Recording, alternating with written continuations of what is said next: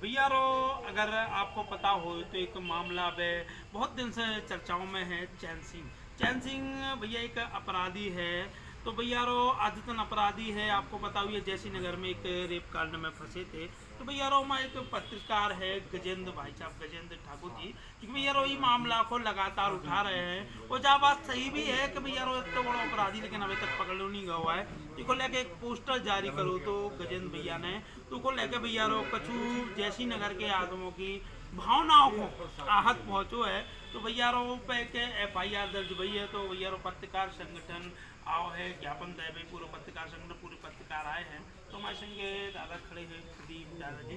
तो इनसे अपन जानते हैं कि का मामला रहो का मामला को लेकर ज्ञापन दादा। सबसे पहले तो आपको स्वागत है बुंदेली दर्शन न्यूज में।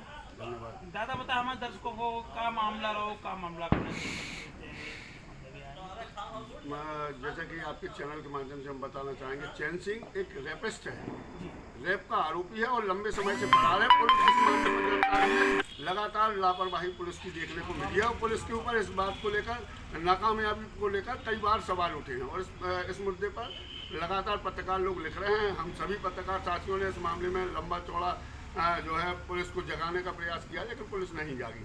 इस घटनाक्रम में जो आज तात्कालिक घटनाक्रम है, उस घटनाक्रम में गजेंद्र सिंह के खिलाफ एक FIR दर्ज हुई है और उसका हम लोग पुरजोर विरोध करते हैं।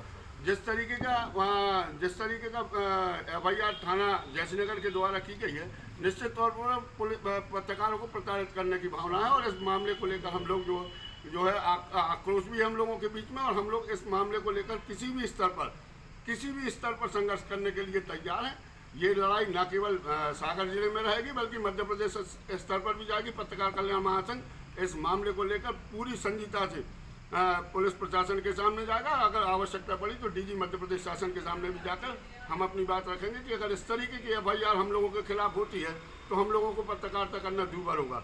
जैसा कि आप सभी के लिए जानकारी है कि प्रदेश के मुख्यमंत्री, प्रदेश के गृह मंत्री ने पत्रकारों को संरक्षण देने की बात कही थी, लेकिन जहाँ जमीनी स्तर पर अगर देखें तो खासतौर से सागर जिला, दमोह जिला, छतरपुर जिला, शहडोल, टीकमगढ़, इन मामलों में बुंदेलखंड क्षेत्र में खासतौर से पुलिस जिस तरीके से पत्रकारों को प्रताड़ित कर रही है, ये निश्चित तौर पर दुर्भाग्यपूर्ण है और हम इसका पुरजोर विरोध करते हैं। और नगर रक्षा समिति द्वारा ज्ञापन दुआ गया है।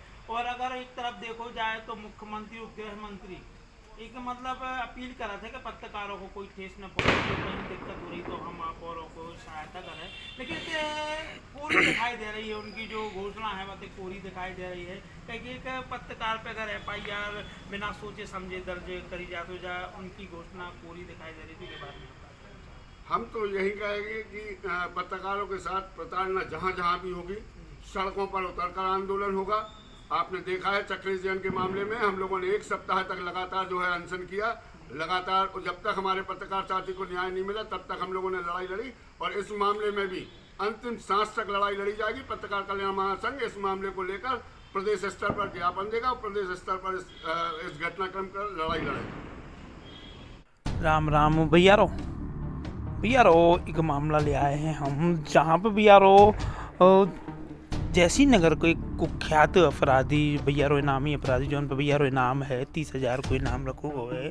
भैया रो एक रेप केस में भैया रो उन पर FIR है और भैया रो अभी तक नहीं पकड़ो गया है। और भैया रो आपको बता दें सागर शहर के लोकप्रिय वरिष्ठ पत्रकार गजेंद्र सिंह ठाकुर जी भैया जो कि फरियादी है उनकी आवाज़ बन के उभर रहे हैं। भैया रो लगातार बहुत आवाज़ उठाई इनने और भैया रो अभी तक उठा रहे हैं, खबरें प्रसारित करी। भैया रो को लेके आज एक भाई साहब ने पोस्टर जारी करो तो जहाँ पे भैया रो कार्टूनों द्वारा भैया रो दर्शाओ गो तो कि चैन सिंह अभी तक नहीं पकड़ो गया है। तो भैया रो उनको कोई भैया रो भावनाओं को ठेस पहुँचावो मकसद नहीं है तो, लेकिन भैया रो एक समिति द्वारा भैया रो इनकी एक FIR कर दी गई जहाँ पे बताई गई है कि भावनाओं को आहत पहुँची है। तो भैया रो कहीं ना कहीं एक समस्या दिखाई दे रही है चौथे स्तंभ के लाने कि भैया रो अगर आवाज़ बन के जनता की उभर रहे हैं तो भैया रो वो नहीं करन देने, सीधी भैया रो FIR दर्ज हो रही है। भैया रो जैसी नगर में FIR दर्ज भई है जहाँ पे भैया रो बताओ गो है कि एक समिति के कछु कार्यकर्ताओं की भावनाओं को आहत पहुँची है। अब भैया रो आप खुद देखो कि एक पत्रकार का कर है खबर तो चलाए ही भैया रो, और खबर अगर नहीं चलाते हैं तो भैया रो जनता को दिक्कत कि आप और आवाज़ नहीं उठा। तो भैया रो जो एक कहीं ना कहीं एक विडम्बना है जब भैया रो पूरे प्रदेश में हर जगह देखी जा रही है, और जय भैया रो विडम्बना अपने सागर में देखी गई। राम राम भैया रो। सिंह जी हैं, गजेंद्र सिंह जी के द्वारा लगातार चैन सिंह जो रेप केस का आरोपी है उसके खिलाफ लगातार समाचार चलाया जा रहा था। जयसिंहनगर ब्लॉक का ये मामला, जयसिंहनगर थाना क्षेत्र का ये मामला है, और इस मामले को लेकर जो है लगातार उनके द्वारा पीड़िता के लिए न्याय मिले इसका प्रयास किया जा रहा था, और इस मामले को लेकर उनके द्वारा समाचार जारी किए जा रहे थे। और इस बात से जो खुन्नस रखते हुए थाना प्रभारी जयसिंहनगर के द्वारा मामला कायम किया गया, और जिस तरीके की FIR की गई है वो निश्चित तौर पर पत्रकारों को आहत करने वाली है। हमारा काम है जनता की आवाज़ को उठाना, और अगर इस आवाज़ को दबाने का प्रयास FIR के माध्यम से किया जाएगा तो ये हम कतई बर्दाश्त नहीं करेंगे, और हम लोग इस मामले को लेकर जो है हर स्तर पर जाके लड़ाई लड़ेंगे। अगर आवश्यकता पड़ी तो हम सड़कों पर उतरकर भी लड़ाई लड़ने के लिए मजबूर होंगे। किस तरह की FIR की गई है?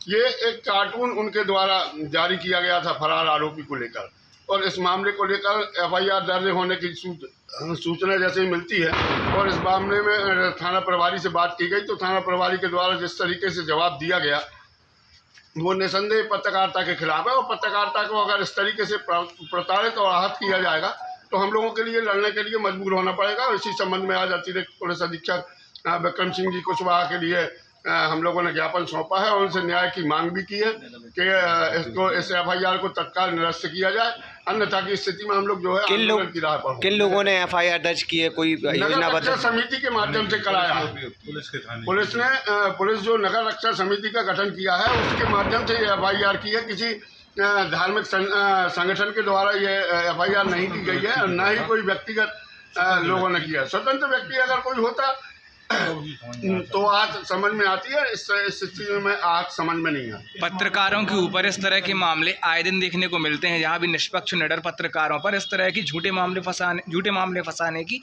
कोशिश लगातार की जाती है। इस मामले में यही कहा जाएगा कि लगातार मध्य प्रदेश भर में पत्रकारों के खिलाफ जिस तरीके के मामले कायम हो रहे हैं, हम लोगों ने कई स्तर पर जाके छतरपुर में भी जाके किया है। एक मामला जो है खंडवा का था, एक टीकमगढ़ का मामला था। जिस तरीके की घटनाएं हुई हैं, शहडोल का भी मामला था, अनूपपुर का भी मामला था, तो हम लोग पत्रकार कल्याण महासंघ ने इस मामले को लेकर कई बार प्रयास किए हैं, और लगातार इन प्रयासों में हम लोग जो है आगे बढ़ रहे हैं, और लगातार इन मामलों में हम लोग जो है अपना संघर्ष जारी रखें। भाई साहब, एक तरफ अगर मुख्यमंत्री जी भी कहते हो, गृह मंत्री जी भी कहते हैं कि पत्रकारों को सपोर्ट मिलना चाहिए, लेकिन एक तरफ अगर ये जयसिंहनगर वाला मामला देखें तो कहीं ना कहीं विरोध हो रहा है पत्रकारों को, क्या कहना चाहिए? नहीं, इस मामले को लेकर क्या पत्रकारों के साथ जो भी घटनाक्रम होगा, जो भी मामला होगा, इस हर मामले में, क्योंकि पत्रकार की कलम निष्पक्ष होती है, वो किसी व्यक्ति का चेहरा देखकर या किसी व्यक्ति की जो है औकात देखकर अपना